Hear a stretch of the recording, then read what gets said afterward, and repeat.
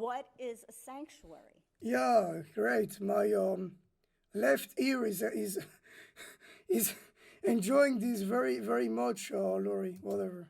Well, you're not going to develop a sanctuary unless you think that the well being of individuals is important. Because no one is going to save a species or a population by setting up a sanctuary. But what you are going to do is two things. You're going to Oh yeah, I make guess she's life right. better for certain individuals who have had their life negatively impacted by our species.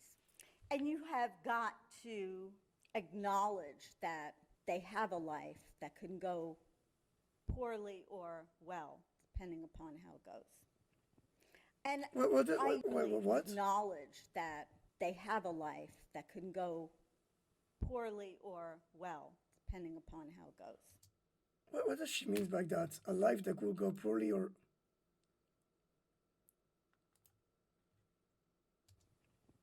And I use this definition I of don't know what she meant by that. sanctuary from the Performing Animal Welfare Society. Okay, wait, I'm just going to. Oh, wait, who is this called?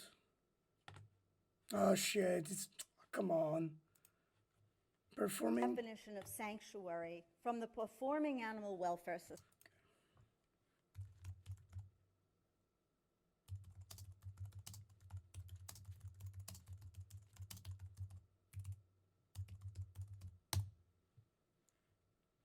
Yeah, pause. I'm aware of them. Yeah, I am aware of them.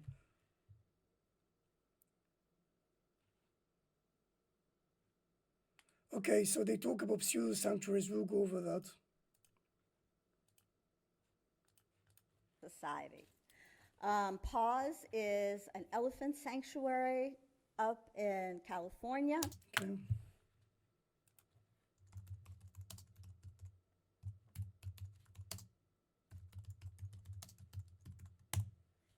I don't know why she defines pose as such because it's, yeah.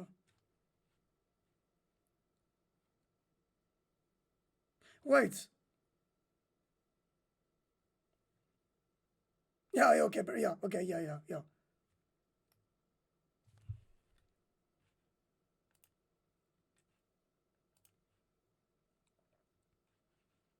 But there me. Um, Palmetto Tree Center, Gold, California. Okay, but which one is the elephant one? Okay, so probably the goat one. Mm. Again, the problem with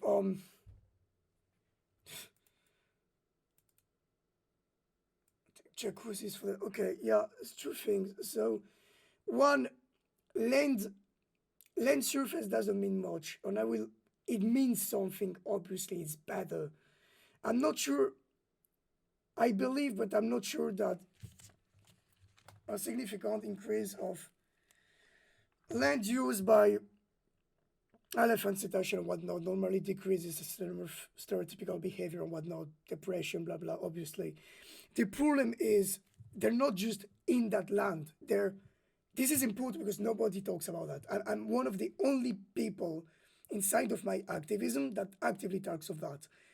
It's absolutely clear, not just elephant and dolphins, by the way, this is ubiquitous in zoo settings, that they are submitted to a discipline-like system where they're being herded regularly, daily, through a scheduling system in boxes or like quarantine areas and whatnot. It's obvious. It's obvious by the layout of future cetacean sanctuaries. It's obvious by the layout of elephant sanctuaries. It's obvious by the layout of current ape sanctuaries. This is how they control them. It's discipline on punish, discipline on punish. This has been theorized by Foucault. This has been theorized by Evan Goffman. This is something that if you have any even a superficial understanding of how zoos function or sanctuaries function, it's impossible to deny. You have to be an extremely bad faith actor to deny this shit. We've seen it like with the hey, you know what? Let's look at the fucking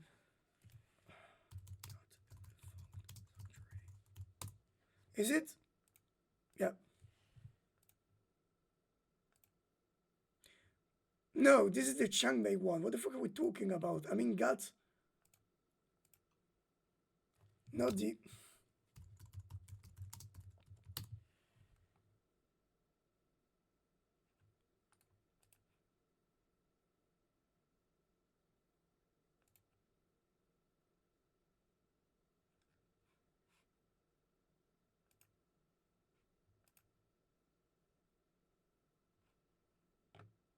No, that's probably the headquarters. I need. Why is it not showing me the place? I want to see the place.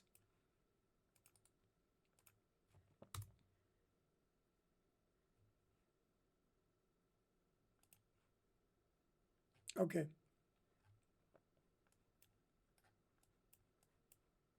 No.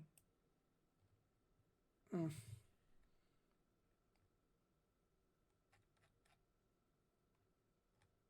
No, I mean the place. The. Mm, shit. Um. No. No.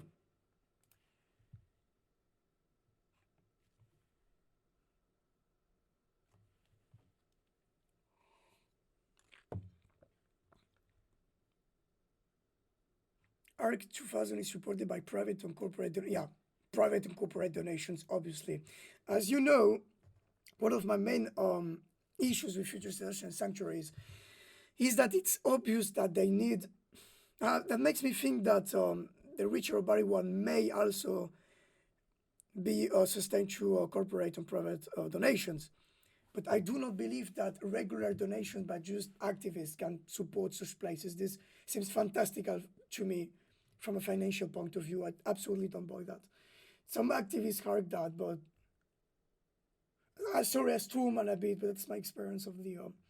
So, for instance, sorry, I interrupted the thing. Is when first, secondly, what they say the given, it may be the case. I don't know. I guess that's good, but the thing is, it's not uncommon in the rhetorics of zoos to, for instance, defend their places by saying, ah, no, but look how we treat our individuals. There, in French, there is an expression, traiter aux petits oignons, like, oh, we give them like luxury food, or like massage, blah, blah. They love doing this shit because it's the best way to obfuscate and to occultate. How do you say occultate? No, you don't say occultate, but to yeah, to obfuscate, um, to render invisible the structural aspects of animal exploitation and suffering. You know that's whatever. This is normie shit. Anyone with true brain cells can like realize what is the problem with that kind of rhetorics. That's the thing, though. I may be wrong with my assessment of the problem, but even if I'm wrong, you people are not using the good arguments. Your rhetorics are shit. You know that. I mean, whatever. We'll go over that. Um,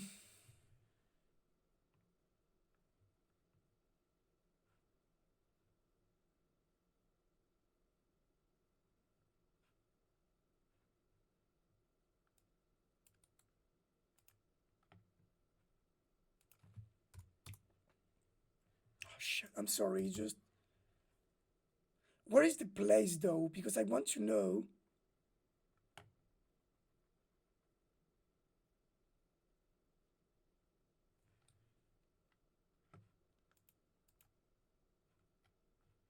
Do they have some kind of?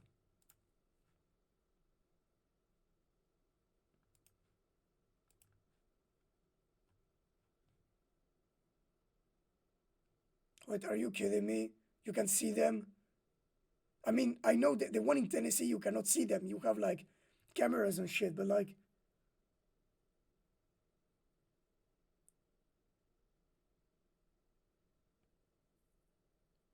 yeah, you can visit it. Come on, man.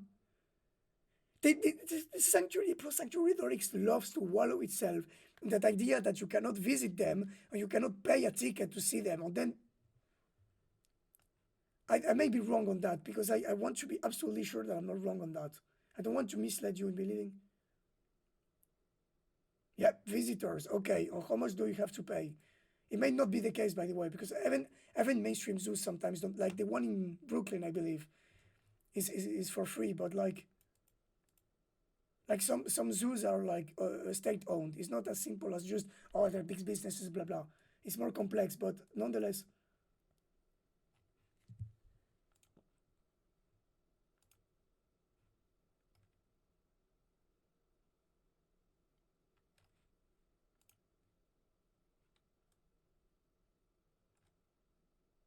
No, I want to know because I'm not going to play now. Is this is this the place though? I don't believe so. This looks like a headquarter. This doesn't look like the place where the elephants are housed. That can be the structure, right? No, I don't believe so.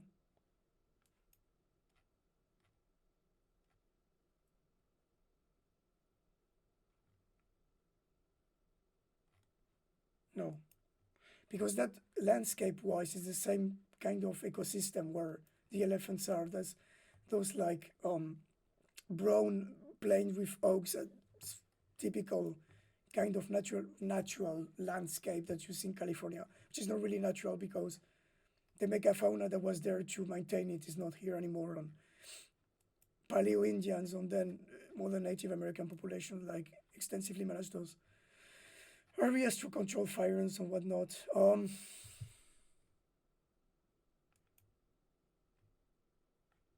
No, that can't be it. Where is the?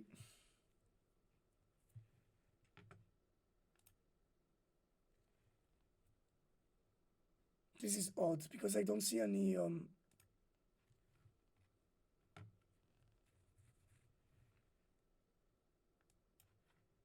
Can,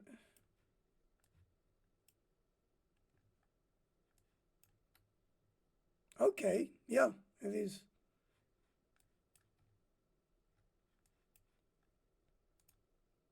Sure, it looks cool, seen like that. But especially if they house all of those big cats, it means that you have like um. So if this is a school, it means that this must be the limit of the property. This looks like sports. It's not that big. It looks big, but it's not that big. The thing is, what I'm trying to understand is where are the facilities that must be. It's kind of small though, because that's now given the.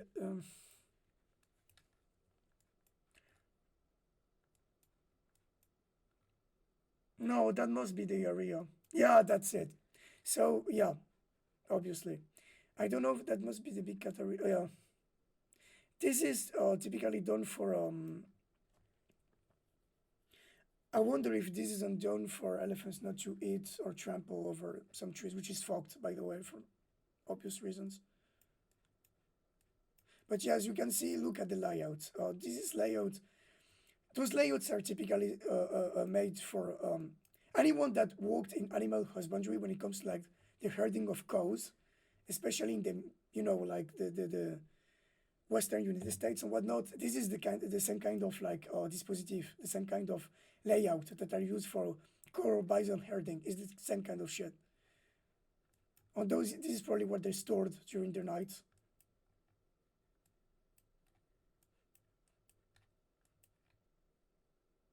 Yeah,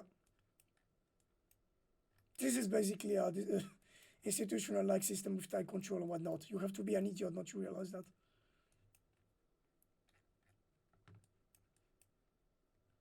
But mm,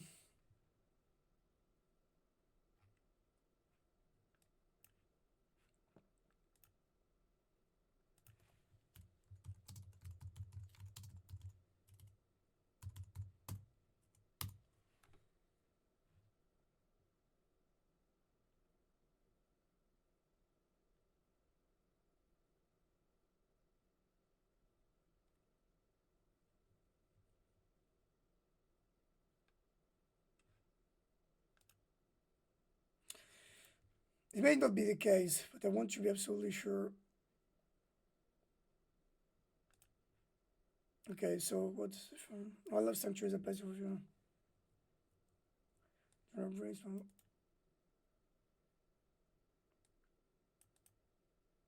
I mean, they say that, but normally sanctuary shouldn't be visited. This is absolutely clear, at least by definition from the 80s and 90s. And also, they don't talk because when they say no commercial activities, they don't talk about just paying to see them, which is extremely fucking symptomatic.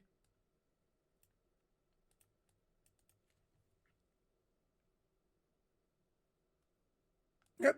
End of line of surplus animals who can no longer earn dollars. Yep. That's why the sanctuary systems tends to be completely um, how to put it, symbiotic with the zoo system. It just the idea that sanctuaries are just the end of the line or they will totally replace zoos, I don't buy that. Maybe for me, even if this is going to happen in like 20 or 30 years, the zoo system is just going to reconvert itself. It's just going to do like, if I can use a visual metaphor, have you seen that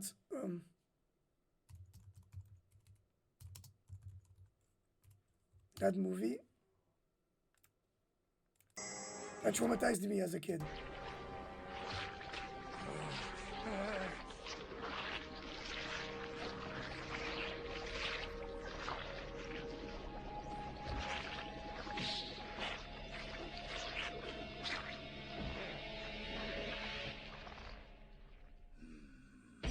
Yeah, that's it. That's exactly what is going to fucking happen. Which is basically they're just going to reform themselves into sanctuary like system, which are basically the same shit, with some more indirect form of control, which are still going to understand them as ownership. And don't worry, animal maintaining is still going to happen. It's a big fucking business. It's like I think the third biggest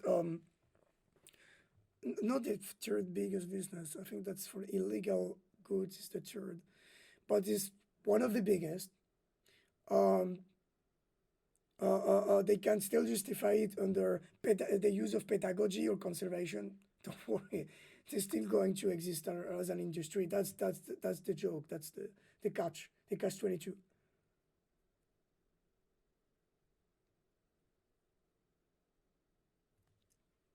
They have to call them a sanctuary while they continue to bring for the area of care. Okay, but which one are they talking about?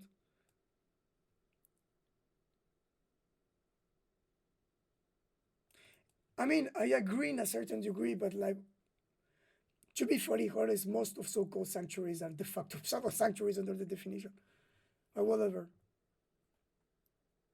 The point is not to say there are absolute sanctuaries on there, they're true sanctuaries. All of these fucking fucked.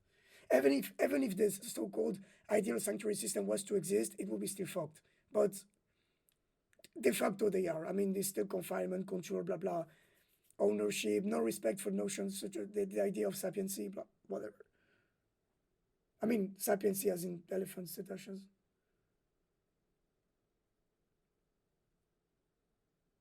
I mean, when they say individually design enclosure and encourage natural behavior, how do we want so-called natural behaviors? Individually designed enclosures. I mean, they can't hunt, for instance, as predators. It's absolutely clear.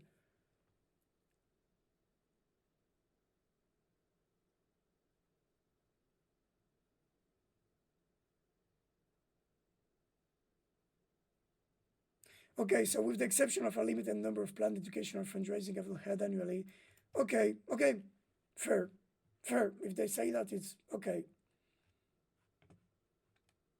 This is probably not what is going over the Wild Sanctuary project, but at least that yes, they had like massive donations by private actors and whatnot. But even then, the fact that they're collaborating with Merlin and whatnot, I mean, Merlin is still exploiting de facto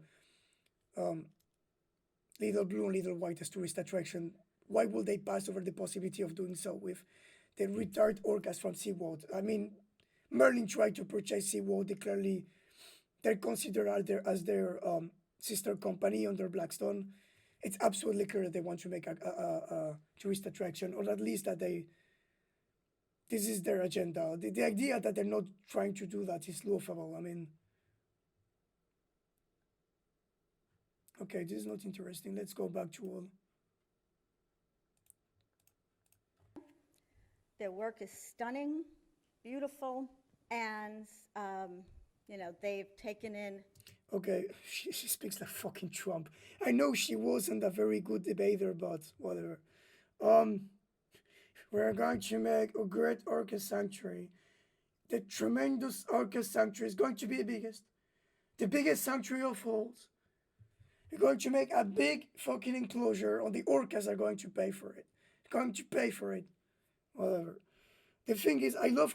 It's not the first time I called her like talking about beautiful sanctuaries. I fucking hate a loaded terms. She's a scientist. She shouldn't talk in such loaded terms.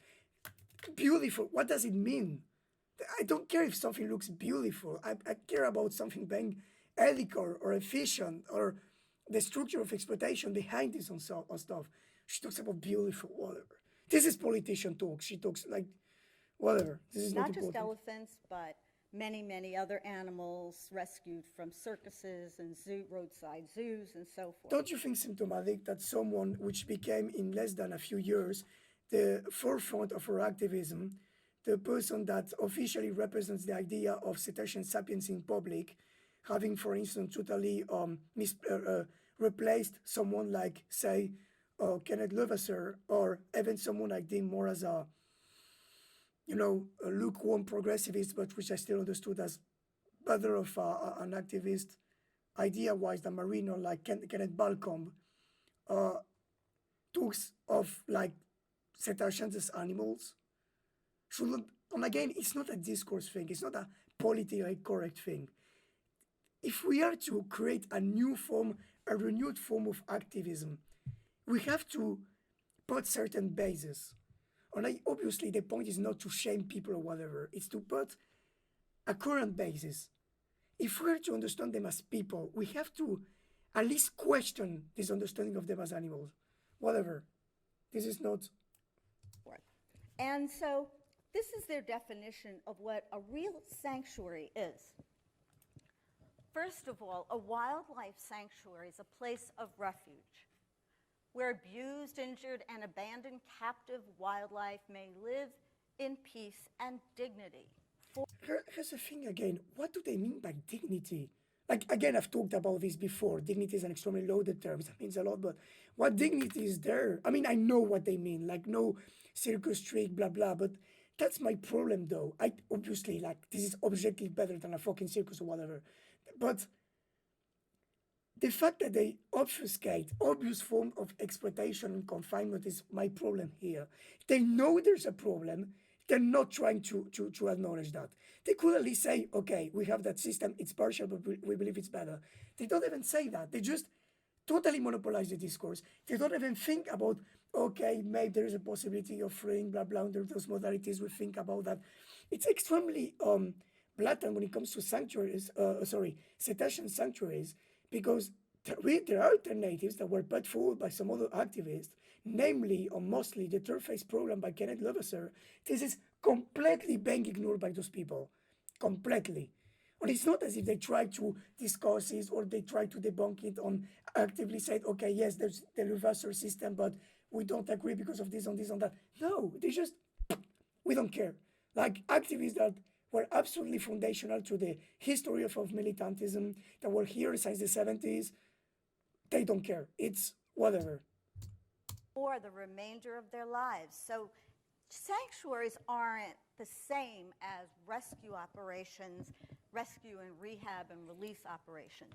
They say that, but they tend to cultivate the ambiguity. This is obvious by certain common discourse in activism.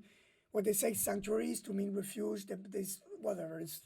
I mean, here again, yes, they precise that, but generally in the common discourse, they always like, here's the thing, how to put this, because I don't want to strawman. I see articles or publication made even by influential figures, but they're going to say, oh, we want to put Lolita in a sanctuary, or they talk of sanctuaries to talk about some liberation process, and it's like tolerated. Basically, they cultivate the ambiguity. That's my point. And they let flow this idea that, oh, sanctuaries, there may be another kind of system where some of them can be freed. I insist on that. Those people don't want any of their captives to be freed. None of them. Some activists which try to cultivate hope, blah, blah, like to, they, sorry, cultivate certain hopes about where, yeah, okay, but maybe some of them under some kind of uh, um, trial process, blah blah, may be freed. No, no, no, no. The only one that allegedly wants to do that is Rick on Evan. Then I don't believe him. But I will have to go. I would love to have Rick online. I, again, not to own him or whatever, to have a good fair conversation. But I go over the Rick system. You know what? I can try to do this tomorrow. We'll go over the Rick.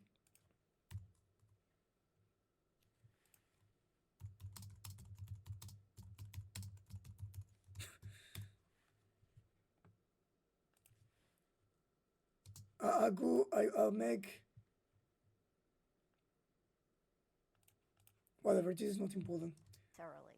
Also, Rico Marino fucking hate each other. They basically, the Widici slash Merly slash Marino slash Visa slash Foster blog fucking hates Rick. Rick, I have grievances against Rick for obvious reasons, but I believe that he's more progressive than his peers, and his progressivism led him to be marginalized by this new activist blog in the early 2010. But I go over that. There is extensive evidence for that.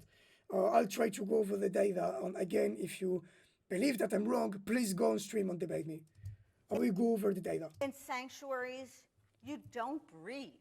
So if you ever go somewhere and they call themselves the Wild Cat Sanctuary and they're breeding the animals, it's not a sanctuary, it's a zoo. She speaks exactly how I expected her to speak. Oh my god. The coroner, whatever. I'm not going to like mock her for the way she presents, but Dressed up like a sanctuary. The last thing you want to do. Also, it's pretty funny because breeding politics in zoos, I mean, I don't like conservation politics by zoos, but you have to accept that de facto, there's a ton of individuals from threatened species that are in there, and I would prefer them to be freed and bred rather than not. There are problems. I'm extremely critical of zoos. On the argument, the use of conservation is extremely problematic for many reasons, but they're here. If we were to follow the sanctuary model by the letter, we will have to condemn also the breeding policies of nearly extinct populations, which is extremely problematic. Like, I'm extremely critical of them, extremely critical. And I can bring concrete instances like on the California condor, the European weasel, the speaks Arab, blah, blah. I could go over that data. But the gist of it is that, whatever, the point being that this is a side point. This is not important. Is make more individuals in captivity. And there should be no exploitation for commercial purposes. Yep, which the World Sanctuary Project is going to do. This is obvious from data. The current Merlin Sanctuary in Hemahe is doing that. The Sea Refuge System as chaperoned by the WDC, which was ridden by, I believe, NCAPS, and then by this Italian organization called ILIV, is also doing that. Don't lie, please. Like, whatever. Again, if you go somewhere and they say you can take a picture with the tiger. Yes, that's exploitation in that sense. She's talking notably about the so-called tiger temples in some southeastern Asian countries. The thing is, here's the thing, this is important. You don't need, this is interesting because she jumped toward this instead of talking about just the fact that you go pay to see them. It's not just interacting with them. You don't need circus tricks or touching them, whatever the fuck, to have exploitation. Exploitation can be passive. You can have the simple fact that you have an ownership over a non-human or a human, and you have to pay money to see them is de facto a form of exploitation. The display of so-called freaks, human freaks that sported a certain number of deformities by circus-like attractions, facilities in the end of the 19th century, on the turn of the century, was de facto exploitations. Like, expectation, whatever. This is detail. It is not a sanctuary. It is a zoo. A true Yep. Zoos and sanctuaries constantly. Here's the thing: a lot of zoos love to cultivate the ambiguity with the sanctuary model. Both of them can more or less hybridize. I mean, there is a certain the idea that sanctuaries and zoos are like they're basically the two faces of Janus. The idea that they're completely like in some kind of like in some kind of like uh, uh, uh, um, eternal war for the ownership of non-humans is not exact. It's whatever. But we'll go over the data. sanctuary respects the integrity of individual animals. Okay, you're wrong, Lori. So here's the thing, though. Where is the respect of the integrity of the non-humans if A, they're captive, obviously, B, they can't have access to some of their basic shit that they do as non-humans, for instance, predators to hunt or to go outside a bit, that even some dolphinariums do, like Herdewig or Rotan or the, how is it called? Unexo? I don't know how you pronounce that. I don't like those people. I don't like them. They're dolphinariums. But it's extremely symptomatic that some dolphinariums. Oh, shit. Okay, it's extremely symptomatic that even some fringe. Third time the charm. It's extremely symptomatic that some fringe elements of the dolphinarium industry are more progressivist than some of the future sanctuaries. So, fourthly, this is extremely important, the problem of bodily autonomy. Okay, again, like I know that as far as I'm aware, um, sterilization is only going to be chemical sterilization, which is reversible. And two, the dolphin industry already does it, etc., etc. Yes, but if you are to consider them as people, if you are to consider them as cultural beings under social and political modalities, you cannot ignore the problem of bodily autonomy.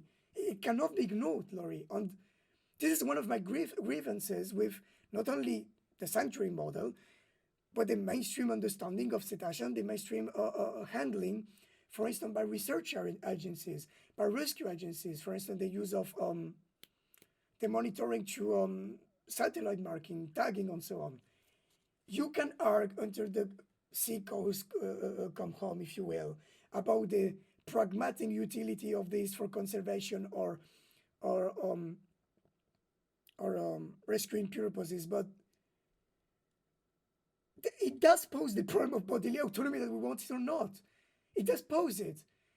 And one of the, this is the thing, if I manage to speak to a dolphin, I mean to make first contact, blah, blah, to expand that, I believe that one of the first things we have to engage with is what about asking them what they want in terms of, sorry, I don't pronounce this right. What about asking them before like putting stuff on their body or tearing their bodies? What about asking them what they want? We know we can, and that's the crazy thing as well, because Marino is a perfect representative of a certain cognitivist trend in animal behavior studies. Cognitivists recently have put a lot of work in putting forward the linguistic possibilities, sorry, not possibilities, the linguistic capabilities of a lot of non-humans, not only cetaceans, but also elephants, but obviously with apes, but also even species that we didn't even imagined that they have linguistic capabilities. They have been shown with dogs recently. In the light of all of this, why is there no project to try to have them talk? I mean, through some kind of lexicographic system, through some kind of interface as put forward by Herzing or by Herman. And God knows I hate Herman, but, or like the fact that there's not even some primitive fetal like system to nothing embryonic. I don't mean fetal, embryonic, like system to go to all this is extremely fucking symptomatic. Do you realize this? They want to maintain them as voiceless, or not just okay apes. some like upper vertebrates, we know we can have basic convert. No, no, no, no, no. Cetaceans, sapient species that have cultures, and it's totally being ignored. Whatever. I mean, end of the rambling. But the idea is that there is no dignity here, there is no respect here, and there's surely no integrity here. The idea that there is some integrity is, come on. Providing safe, healthy, and secure refuge I mean, here's whatever. It's in terminology. enclosures, and yes, it is still captivity, Yes, Lori, that's the problem. I will go over that. specifically designed for the unique At least she says that, which is whatever. animal which it supports. But the key here is that in a sanctuary, it's all about the animals, the Nope. well-being of the Nope. It's all about the humans. You know why, Lori? Because there is no questioning of the fact that we continue to own them, continue to subject them to a system of institutionalization and control, and continue to understand them as the de facto ownership of people and states. They just are. The fact that, again, I know this is a poorly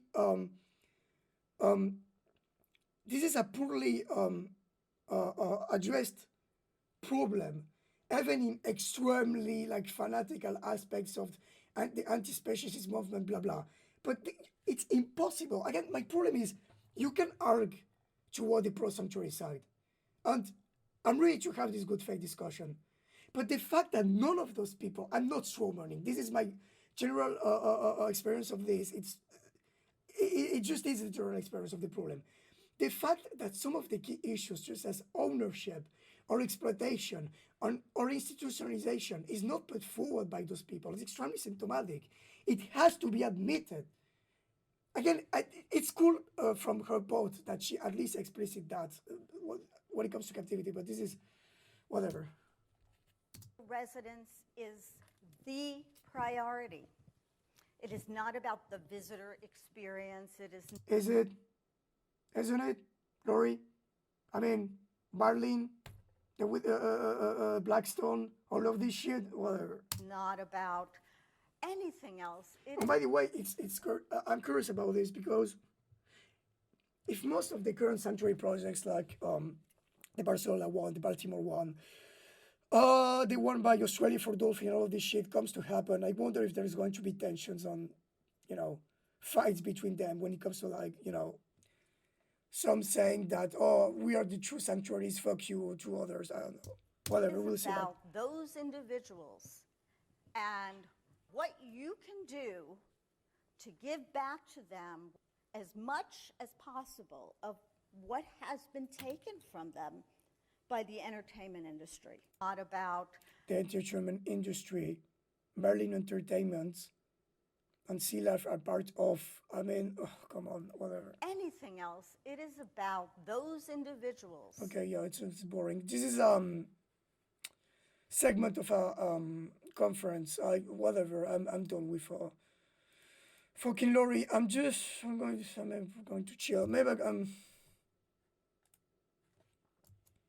I guess we could go. Let's.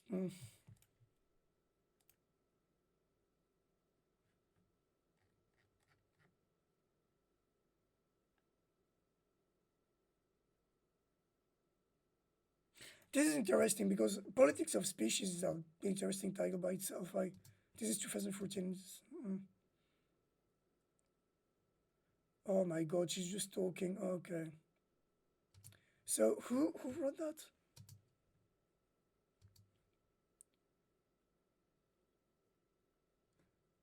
Politics of species.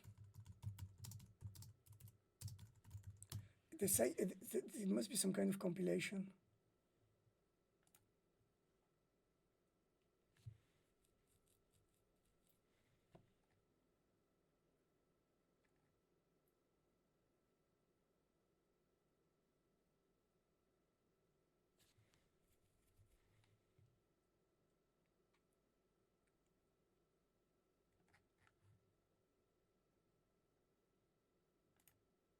But dolphins are more inclusivity, yeah. Sure, Laurie. Okay. What's that? Race and species in the post. That's interesting. This is interesting though. Yeah, it's I'll go for it because it's extremely interesting. I need that. I'll probably buy the book. Oh my god, it's not. I try to have access to that.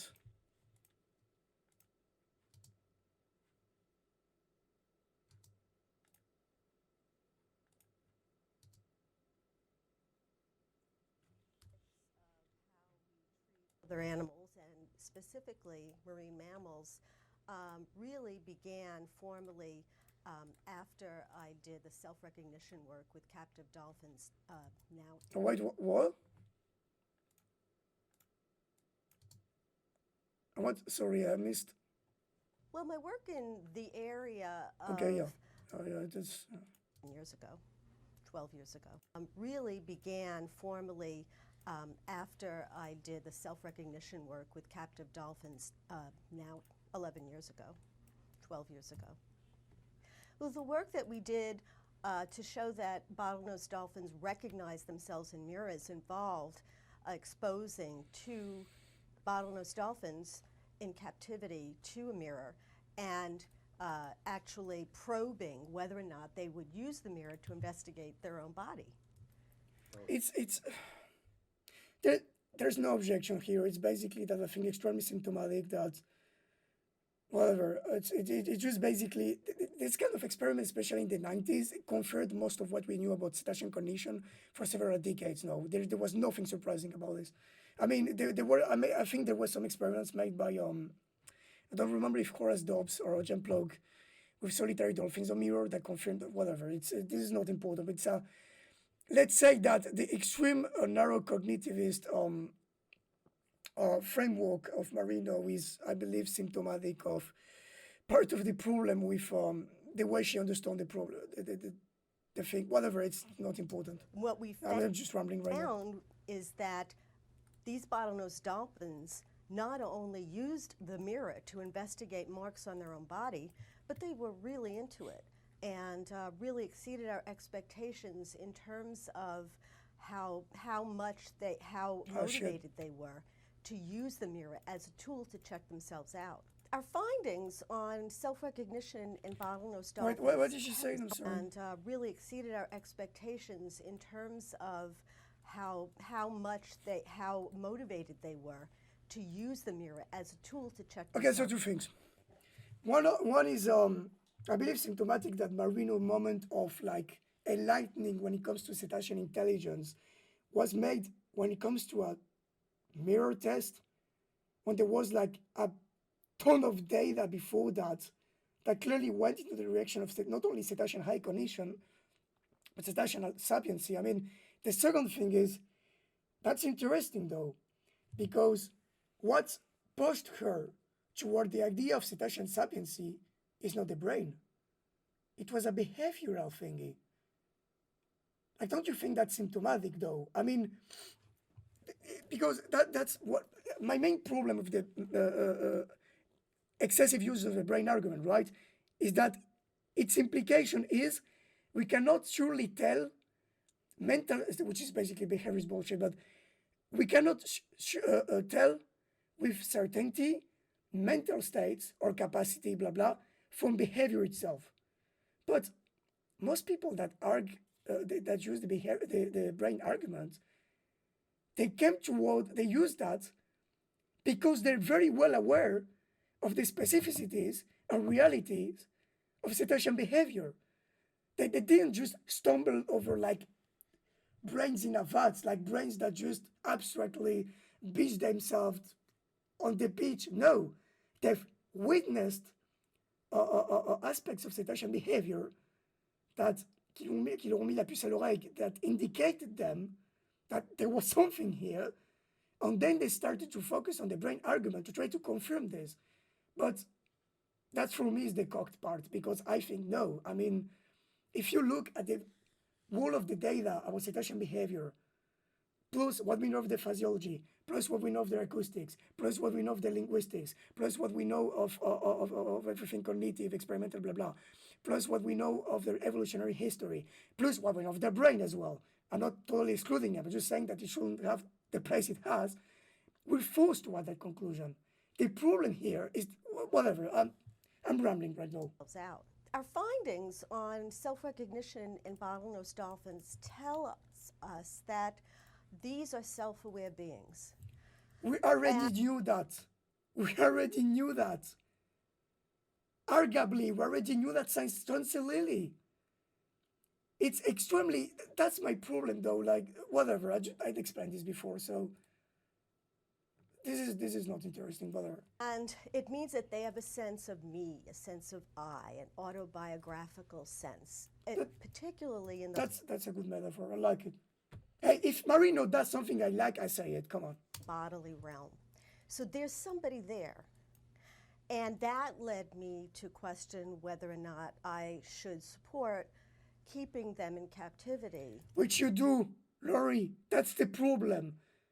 I won't be raging at your vids if you tell, whatever. And my answer was no.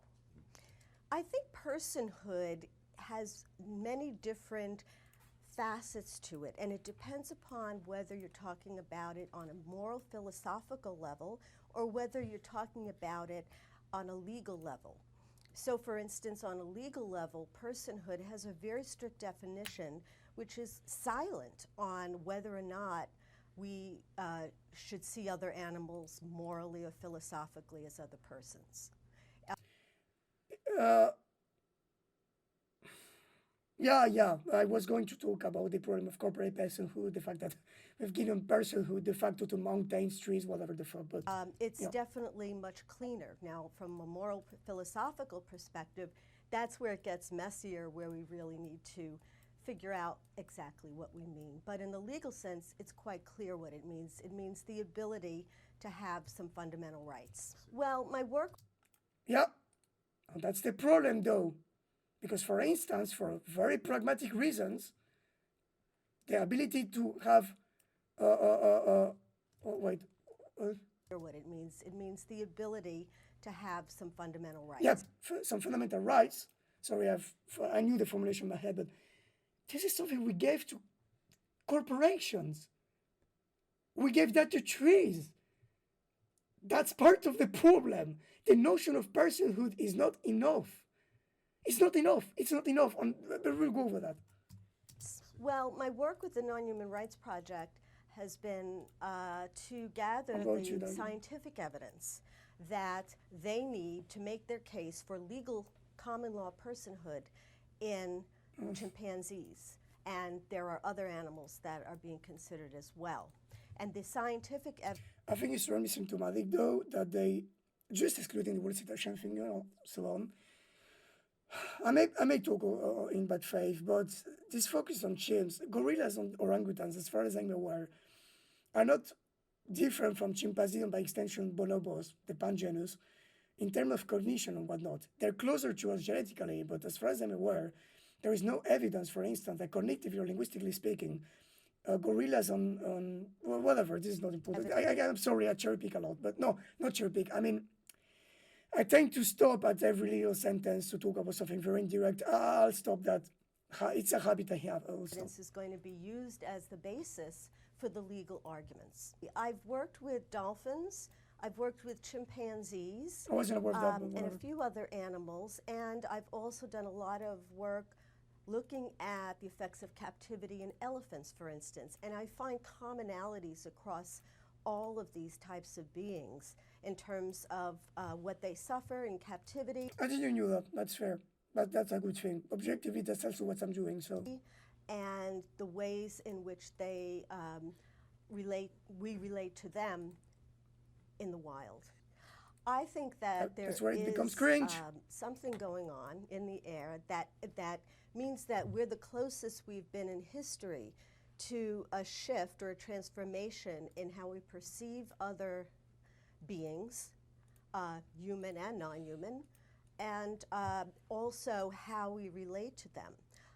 I see that. It's interesting that she talks about humans and non-humans. I guess she wants to put herself in the continuity of progressively leftist movements, but whatever. She's failing at it, so. And the kinds of public comments that people make about captivity, about extinction, about how we treat the other animals, including the fact that the Non-Human Rights Project has been almost unanimously positively received by the media and the public. Well, I think neuroscience as a field discipline has informed And that's where it becomes what cringe. we know about who the other animals are. It's certainly not the only way, and it Yes, can't Lori. prove anything. Yes, Lori. That's the problem, though. That's the issue. I'm sorry to sorry. Informed what we know about who the other animals are. It's certainly not the only way, and it can't prove anything, but it Okay, certainly so- can be used as a tool to Yeah, no, she's right. I mean, when we say prove, we cannot prove anything in the strict sense, right? I don't know what's in your head. I don't know if I'm in the matrix, blah blah. But we can. The gist of what I try to say is that we can make extremely good educated guesses from behavior as a whole. That we have a theory behind which is coherent, and most importantly, makes sense, and is coherent with the synthetic theory of evolution, and that we cannot in good faith ignore the fact that behaviors put us in certain direction when it comes to the interpretation of human minds on subjectivity and whatnot, on internal mechanisms and whatever. But I agree with her on that. I mean, it's nothing transcendent. To explore this issue about who someone is. And I say that without endorsing invasive neuroscience research on other animals, which I do not support. Cool. Blackfish, I was so honored to be part of Blackfish because it really is a film that exposes what we've all known. This is normie shit. happened. This is not very interesting. I want to go to the beef, to the meat of the argument. I could say that with a few differences. This is not really. Behind the scenes at these marine mammal entertainment facilities. And it was thrilling to work with some of the ex-trainers because they really were on the ground. They know. They were there. And to see all of that come together was really thrilling. I think the film represents an exploration, a very objective exploration of Something she does what like Trump. happens behind the Ah, scenes this at horrible. SeaWorld and some of these other like-minded places. Sure, dolphin-assisted therapy is a worldwide industry. Yeah, what she's saying is right. Basically, Lori has attacked quite frontally with the swimwear industry on the DIT by extension. The DIT, no, sorry, specifically DIT, not the swimwear in general. But I agree with her on that. This is normie shit. I don't disagree with her. on that. Whereby you get into the water with typically a captive dolphin and you are promised everything from a cure for autism to a cure for AIDS or cancer and everything. in between. I didn't knew that. Okay, so this is interesting. So I'm not aware about the AIDS and cancer thing. I have a doubt if it's the dolphinarium itself that entertain that discourse, or if there are like third hands, new age gurus, organizations, blah blah, that redirect people towards those places by organizing excursions and whatnot. There is an obvious type of the DIT industry with the new age industry, basically. The autism thing. This is the primary argument used by DIT. It's they talk very. I don't know if they talk explicitly about a cure of autism, but at least as a form of relief of autism. On that ties also a lot toward certain current discourse, but notably forward by autistic people with autism, autistic people themselves in an organized way against a certain conception of autism as a pathology, on the whole idea of neurodivergency, blah blah, whatever. This is a side thing, but yeah, she's. And I wasn't aware of the AIDS or cancer thing. That may be wrong, but I won't be surprised if it was the case. I will have to look at the data. Queen. And I've done a lot of research looking at the claims of the dolphin-assisted therapy industry, and I can tell you unequivocally that it is a scam. It's a worldwide scam. So that's I don't defend dolphin assisted therapy, but it's a detail basically. But basically, there may be a positive effect of some studies, notably, I believe that Dominique Servet has put that forward. There may be some kind of positive impact of swimming with dolphins and whatnot, on the mood, on stuff, depression and whatnot, on average. But this is not different from not only the use of other animals such as horses, but also from even the use of artificial dolphins. This is why Dr. Nathanson has created this like artificial dolphin dome, blah blah. This is also why some DAT or DAT adjacent systems are used by or were used by people like Horace Dobbs on free populations in a non-invasive way, whatever.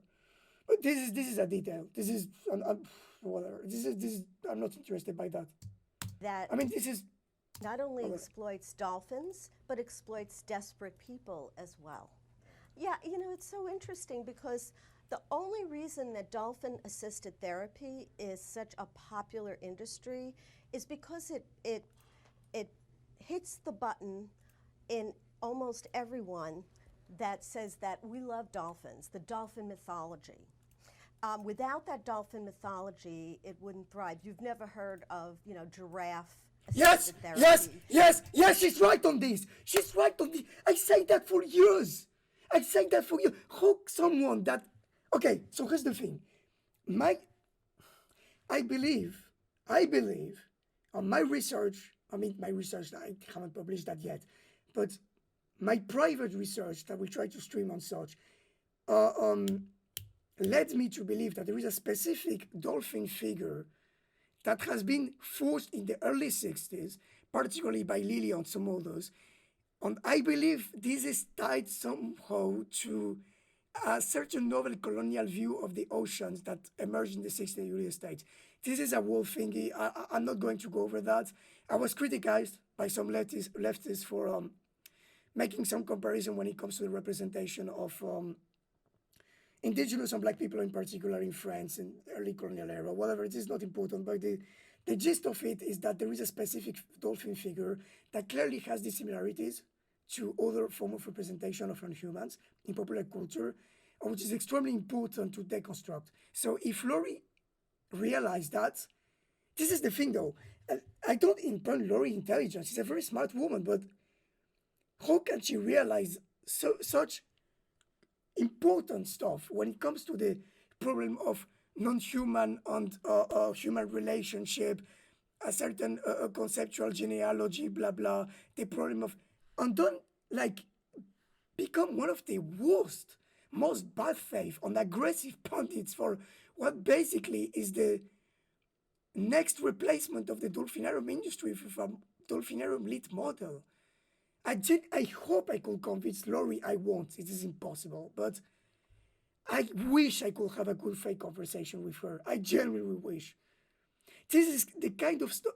This is the kind of stuff that gives me some slight hope that she could be, that I could have some kind of good faith convo with her. But whatever. We come with a mythology about dolphins that the dolphin-assisted therapy industry exploits, knowing that a desperate parent, for instance, will find it not too difficult to believe that their child can be cured of autism by swimming with this animal. I will,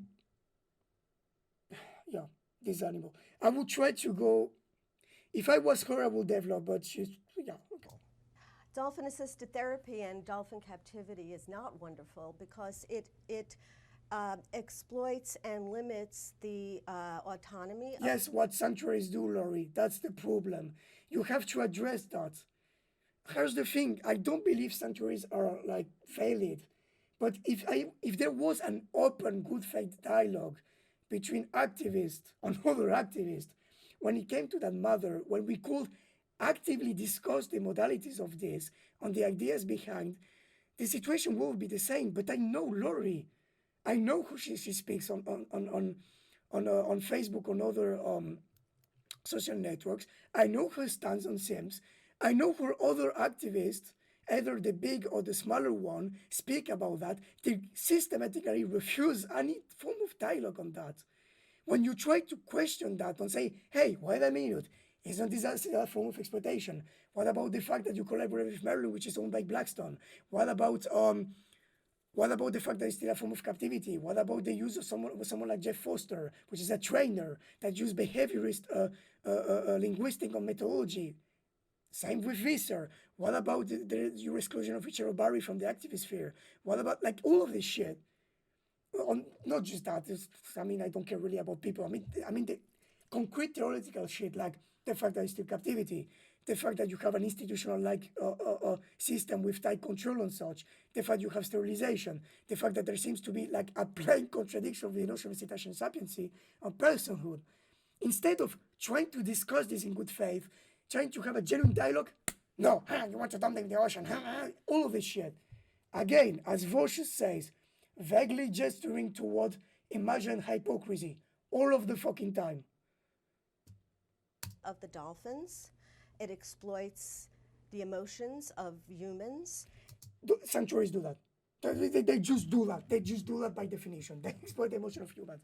The word rhetorics, the pathos, oh yes, will the dignity, this beautiful sanctuaries, the whole idea of retirement, the kind of history narrative, the idea that they're going to be like Ivan was. I'm sorry, I kind of jump here, but jump the shark, not jump the shark, but I kind of like jumped the conversation. But Ivan was. He's dead now, so I can kind of piss on his grave now. Even if I had a lot of tenderness for him, and I miss him a lot.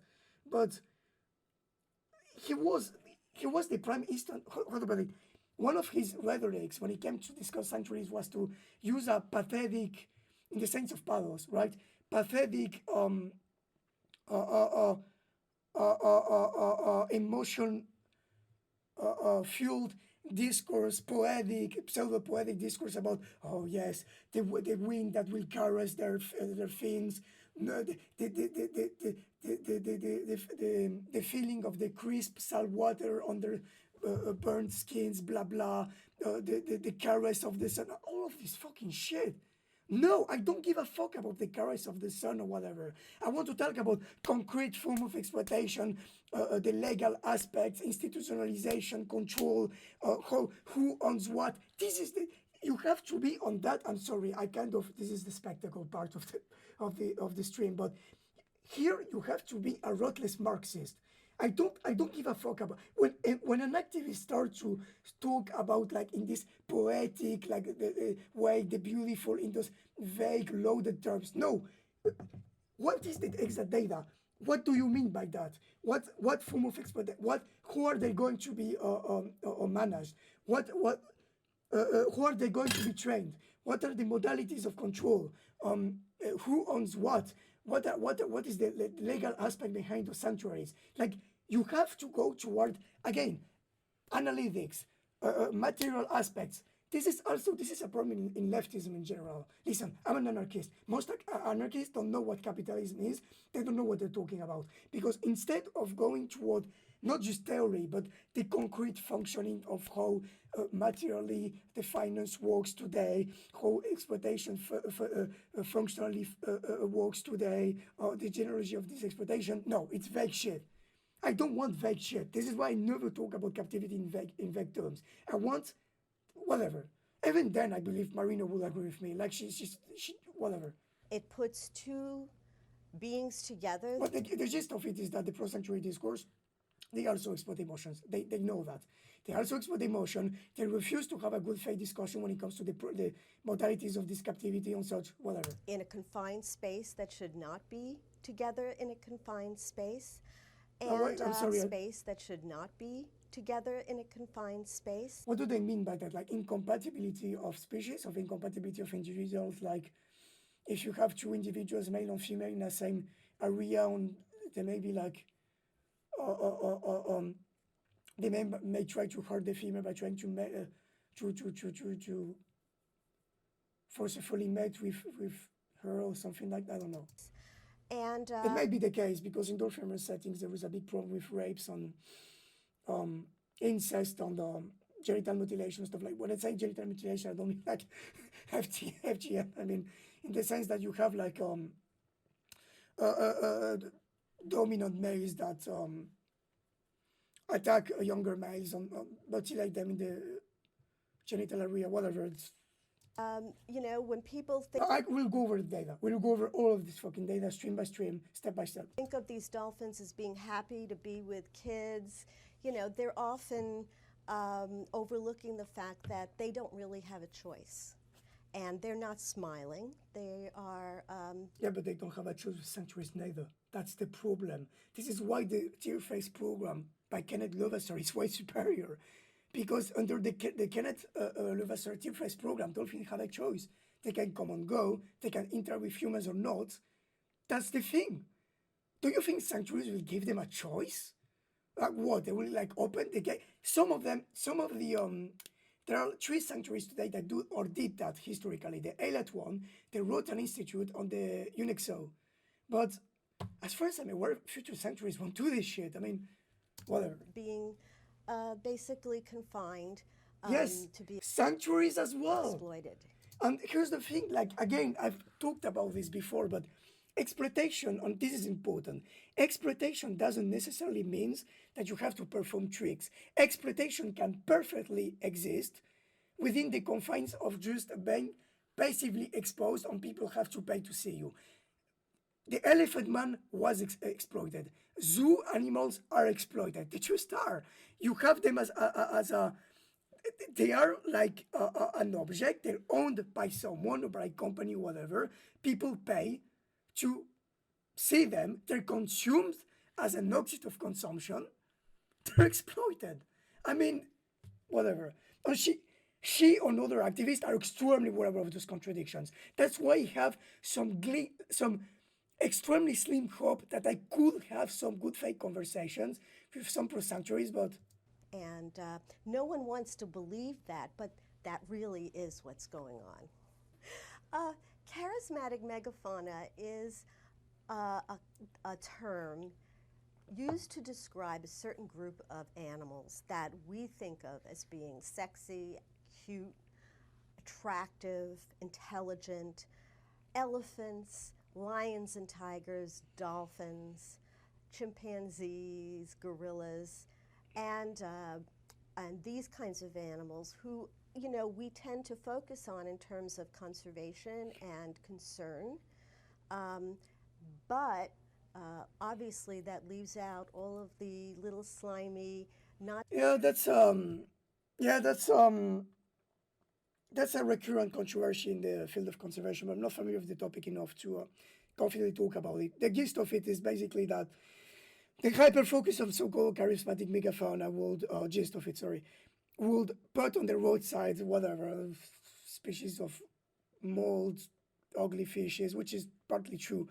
The counter argument, which is used by some parts of the more mainstream side of conservation, is that basically if you conserve some megafauna by in a trickle-down way, trickling the, in an umbrella way. You know what I mean? As in, if you conserve spaces where lions or elephants or whatever exist, by definition, you also conserve the space which are inhabited and used by so-called slimy animals. Then it's not a perfect argument.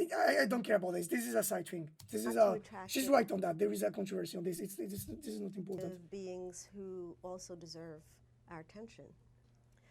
Well, I don't think we should recognize other species as moral equals so much as on a par with humans. Okay, what does it mean though? I don't think, at least I'm not saying, and my colleagues aren't saying, that to be a cetacean is to be a human, is to be a gorilla.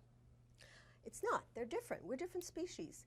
But what we're saying is that the experiences of being a cetacean and a gorilla and a human are on a par enough to warrant moral concern. I mean, you could, not necessarily though, in the sense that you can have moral consideration for copypods or slime. If your moral articulates itself with conservation, say, you don't need personhood or the idea of high cognition or analogies when it comes to moral, to everything that has to do with, or strict analogies when it comes to high cognition, emotions, whatnot, to warrant moral consideration. In fact, you can consider that there are moral aspects when it comes to stuff like arts or even landscape, mountains. There was even like, for example, there is a whole philosophical debate when it comes to like the possibility of terraforming Mars. Because it's considered, could it be like unethical to terraform or modify a planet at our will, even if it's like a planet, you know, like there are like, whatever, this is a side thing, but the gist of it is that my problem, I agree the big lines, but I believe symptomatic that Marino doesn't focus on the notion of cetacean sapiency, because the gist of it is that if there is something like personhood or even the possibility to discuss with them, it poses a certain number of problems that, at least frontally, are not readily compatible with the idea of captivity or sanctuarization as we know it. It poses problems. You can discuss it. You can be on the pro-sanctuary side, but you cannot ignore those problems. That's my issue, though. It's not just, oh, you are all fucking wrong, I'm right. It's that you can defend that. I don't believe it's defensible, but you can defend that, but you cannot ignore a certain number of key issues. And even if you were right, you're still using the bad arguments to defend that, but whatever. Like, whatever, this is not the greatest, because he's not saying like egregious shit I disagree with. It's morely, I'm mostly catching her in her contradictions, basically, but that's, And to show that these are the kinds of beings that really suffer in very similar circumstances to the way we suffer.